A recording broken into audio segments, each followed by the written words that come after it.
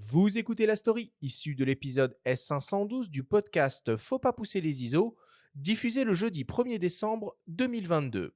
La story vous est présentée par Tamron, pionnier de l'industrie optique qui propose une gamme unique de zoom et focale fixe pour montures Sony E, FE, Fujifilm X et Nikon Z.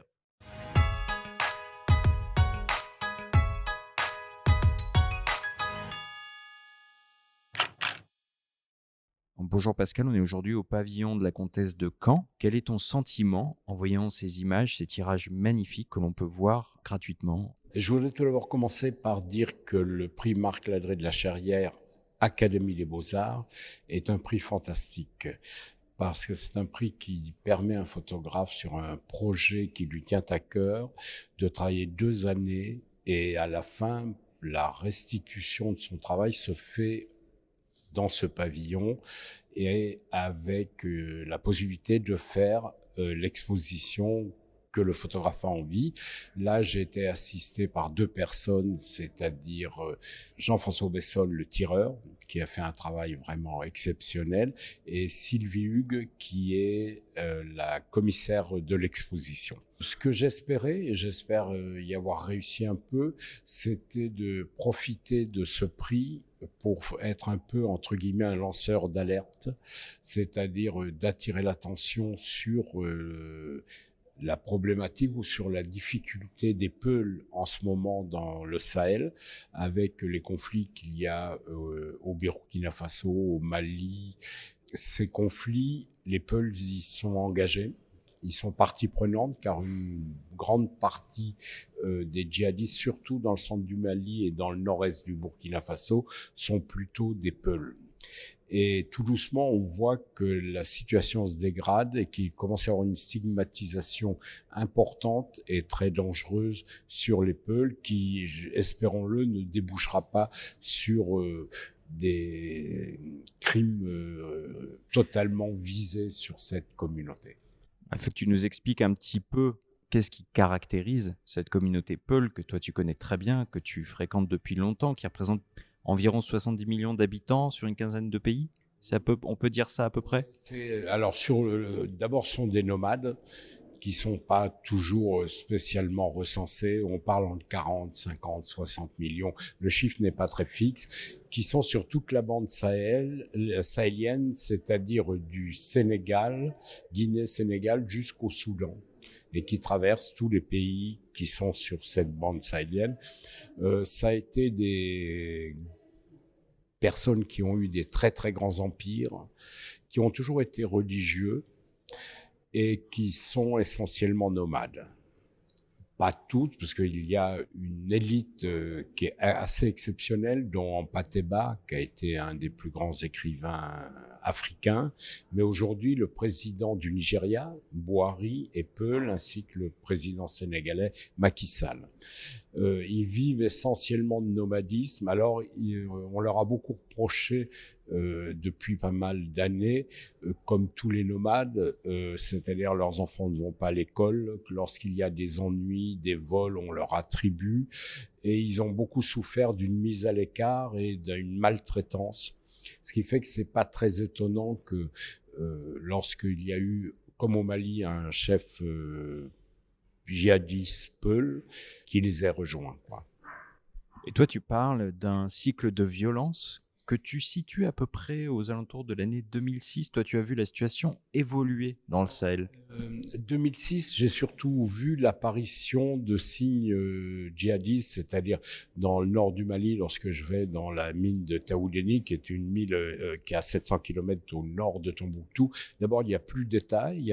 On quitte Tombouctou, il n'y a plus de postes de police, plus de militaires, rien du tout. Et surtout, dans ces mines, on commence à voir apparaître des t-shirts Ben Laden.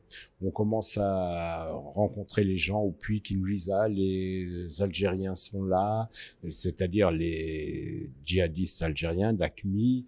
On commence à voir monter tout cela Et alors qu'on s'en inquiète absolument pas en Europe. D'ailleurs, que lorsque je reviens d'un reportage que je fais pour National Geographic sur cette zone-là, j'essaie de sensibiliser sur ce risque de montée djihadiste et le risque qui va se produire, c'est-à-dire le mariage entre les djihadistes algériens avec des familles touareg, et ce mariage va finir aussi par une association qui prendra tout le nord du Mali et qui amènera à l'intervention de Serval de l'armée française. Mais Taoudeni, j'y suis allé en 2002, donc 2002, 2006, 2002, c'est un endroit perdu, il n'y a pas du tout de signe de radicalisation. 2006, 4 ans après, ça l'est déjà, quoi.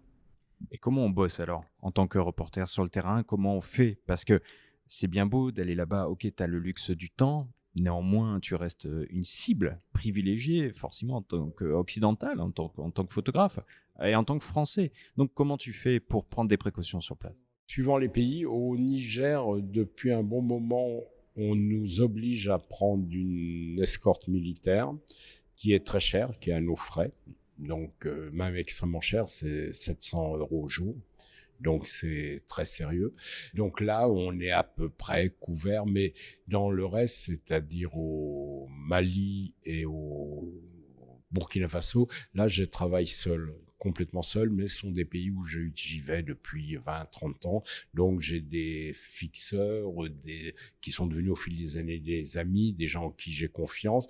Et puis après, on prend les précautions habituelles dans ces zones extrêmement dangereuses, c'est-à-dire on reste pas longtemps, on retourne pas 2 fois au même endroit, on ne dit à personne ce que l'on va faire à part la personne de confiance, ni à son chauffeur, on lui dit juste quand on monte dans la voiture on va, et on reste pas très longtemps. Et il y a une dimension environnementale dans ce travail parce que tu as constaté aussi au fil de tes voyages là-bas qu'il y a forcément un impact du réchauffement climatique sur ces populations-là. Oui, l'impact. Alors, je dirais, j'ai vu la même chose parce que je viens de travailler dans le sud de Madagascar, que je connais très bien. Il y a un dérèglement, il y a surtout les périodes de sécheresse sont de plus en plus fréquentes. Avant, là, elles étaient peut-être même du même niveau, mais il y avait le temps de récupérer, de reconstruire. Là, on voit une accélération des cycles qui reviennent très souvent. Et sur les pôles, oui, il y a un grand impact qui se joue à plusieurs niveaux. D'abord, les gens ont dû descendre pour trouver des pâtirages plus au sud, et là, ils rentrent dans des zones totalement agricoles. Et l'autre raison qui les met en difficulté, c'est la poussée démographique qui est extrêmement rapide. Donc, tout doucement, on a besoin de beaucoup de terre pour cultiver, nourrir les gens. Et le conflit qui a toujours existé, éleveurs-agriculteurs, est de plus en plus important. Et les Peuls ont perdu beaucoup de zones de pâturage. Il y avait des couloirs de nomadisation pour qu'ils puissent passer de transhumance. Ces couloirs se sont réduits. Donc, évidemment, le réchauffement climatique, le changement total de cette région a impacté directement la vie de ces populations nomades. Pour les gens qui n'auraient peut-être pas la chance de venir voir encore cette exposition qui est là, accessible pendant quelques jours, comment va-t-elle vivre après? Ou peut-on voir tes images? Il y a la Revue des Deux Mondes, je crois, qui consacre un numéro hors série. Comment on peut faire pour y accéder autrement? Dans le prix, en plus de l'exposition, il y a un numéro à part de la Revue des Deux Mondes qui est consacré au travail qu'a fait le photographe lauréat et qui est en quelque sorte un catalogue de l'exposition. Donc ça, on peut l'acheter en librairie. Après, je sais pas si l'exposition tournera ou pas, j'ai pas du tout encore pensé. J'espère, parce que ce qui me fait plaisir lorsque je viens les quelques fois à l'exposition, je sens les gens concernés par le sujet. Comme toujours, on a l'impression que dans les expositions photos, les textes ne servent à rien, que l'on va ennuyer les gens. Et là, il y a 2 textes de Luc de Benoît qui concernent mon travail et de Brema Dicot, qui est un chercheur sociologue peul, qui lui parle sur son peuple. Il y a quelques petits textes que j'ai faits pour essayer de cadrer et d'amener un peu de clarification dans ce sujet complexe. Et je vois que les gens lisent tout, ainsi que les légendes. Et ça, c'est toujours rassurant. Ça veut dire que l'intérêt ne diminue pas. et ce qu'on constate souvent dans les grands festivals. Absolument, et ça confirme aussi ta vocation de journaliste, peut-être avant celle de photographe. Oui, oui, oui. Bon, je dis toujours, photojournaliste, il y a deux mots, photo et journaliste. Mais avant tout, oui, je me considère, je pense, journaliste. Je suis ce qu'on appelle un storyteller. Merci beaucoup, Pascal, de nous avoir accordé ces quelques minutes. Merci. À bientôt.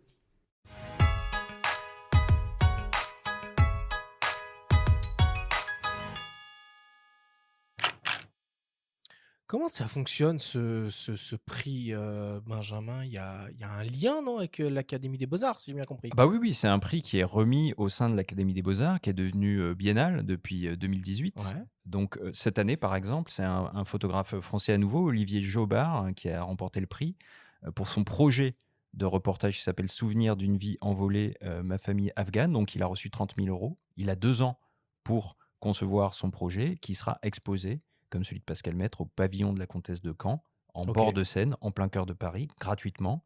C'est une exposition qui est vraiment superbe. Les tirages sont la scénographie, tout est vraiment très, très, très ciselé. C'est vraiment du beau travail. C'est d'ailleurs Jean-François Bressol, hein, de Dupont, qui tire tout ça, et Sylvie Hugues, qui est la commissaire d'exposition, qui est membre aussi, hein, Mmh. correspondante de l'Académie des Beaux-Arts. Bon, ça fait du bien de parler un peu de photos, hein, 1 gramme de photos dans 2 émissions, brutes de matos, et puis écouter Pascal Maître parler de son travail, c'est toujours, un bon moment. Pour moi en tout cas, j'espère, que vous le partagez aussi, parce que c'est un des rares, photographes à se rendre, dans le Sahel. On parle beaucoup d'Ukraine, on parle beaucoup d'Afghanistan. Il y a beaucoup de conflits comme ça, qu'on voit passer dans les festivals de photojournalisme. Le Sahel, on en parle peu parce que c'est très dangereux, et peu de photographes peuvent y aller parce Ose que y aller, ouais. bah, osent, et peu ont les moyens d'y aller. Lui, en tant que Mmh. photographe de National Geo, alors il est membre de l'agence Myop en France, il est représenté par Panos à l'international, il bosse en commande pour National Geo. Il a des moyens que la plupart des autres photographes n'ont pas. Il l'a dit, 700 € jour pour être protégé par des escortes. Ouais, faut avoir le moyen, ouais. Il faut avoir les moyens. Donc il a les moyens, et il met les moyens, et il ramène des images que je vous invite à aller voir. Alors, il y a encore très peu de temps, hein, c'est quelques jours là, mais après sinon, allez, acheter la revue des 2 mondes, c'est 9,90 € et le portfolio est superbe. Les textes sont très intéressants aussi. Et dis-moi, il y a quelques jours, dans le cadre de l'Académie des beaux-arts, il y a eu une masterclass, une table ronde, une conférence un peu extraordinaire, non? Eh bien, c'était le même jour. Dans Ah, la c'est ça. foulée, il y avait un petit événement sous la coupole de Oh, l'Académie, bricole. animé par Dimitri Beck, directeur de la photographie de Polka, qui on a souvent entendu à ses micros, qui réunissait donc Pascal Maître, hein, qu'on vient d'entendre, avec Sebastião Salgado, Raymond Depardon, qui malheureusement pour le coup était à distance, il était un peu malade, mais il était présent par la parole, et Bénédicte Curzen, qui est une photographe basée en Afrique. Donc, une table ronde organisée autour de problématiques qui traitent de la situation des photojournalismes à l'heure actuelle. L'intitulé exact était Au-delà des contraintes liées au photojournalisme, est-il encore possible de témoigner? Vous Mmh. pouvez revoir l'intégralité de cette conférence qui dure un peu plus de 2 heures sur la chaîne YouTube de l'Académie des Beaux-Arts. C'est un petit peu long, mais c'est quand même des sacrés monstres du photojournalisme, et ça vaut le coup d'y prêter une oreille. Bon. Jean-Nicolas, vous suivez évidemment, toute l'actualité, culturelle sur Phototrend. Est-ce Oui, qu'il tout y à a fait. une petite expo qu'il faut, ne pas manquer d'ici à la fin de l'année? Il y a une expo qui est particulièrement intéressante en ce moment, je trouve, et qui est pas forcément ultra, médiatisée, je trouve. C'est celle de Laure Albin-Guillot à la Galerie Rouget-Violet, rue de Mmh. la Seine à Paris. Et Laure Albin-Guillot est une photographe, du début du XXe siècle, qui a fait beaucoup de portraits de célébrités, notamment de son époque, et qui a une approche très intimiste avec son sujet, et qui justement paraît très moderne, encore plus pour l'époque. Et elle a été malheureusement assez un peu oubliée, on va dire, pendant quelques décennies. Et là, justement, le travail de la Galerie Rouget-Violet, comme lors de chacune de ses expositions, est justement de permettre au grand public de se réapproprier ses travaux, et accessoirement de pouvoir acheter les tirages qui sont réalisés de ces photographies, qui sont de très belle qualité. Donc, j'aimerais vraiment encourager les auditeurs à faire le déplacement, parce que ça vaut vraiment le coup. Mmh. Et toi, Nicolas, il y a une expo qui t'a peut-être marqué cette année? Il y a peut-être des photographes qui t'influencent dans ton travail, ou d'autres expos qui vont venir et que tu suis un petit peu de loin? Bah, moi, j'aime un peu tous les types de photos, mais c'est vrai qu'il y a une expo là où, j'ai appris ça par Instagram ce week-end. Il y a Jérémy Villet qui va faire une expo que j'aime beaucoup. J'aime vraiment toute la photographie qu'il a fait et qui va faire une expo surprise du 30 novembre, je crois, jusqu'au 4 décembre. Ok. Donc j'ai été très heureux d'apprendre ça. Et donc, je compte bien m'y rendre. Tiens, Jérémy Villet, ça me dit quelque chose, moi. Ouais, moi aussi. D'ailleurs, écoutez bien donc l'émission à venir en novembre avec Jérémy. La dernière de la saison, Un au coin du feu, avec Jérémy Villet, évidemment. Ok, merci pour cette story, Benjamin, une fois de plus passionnante.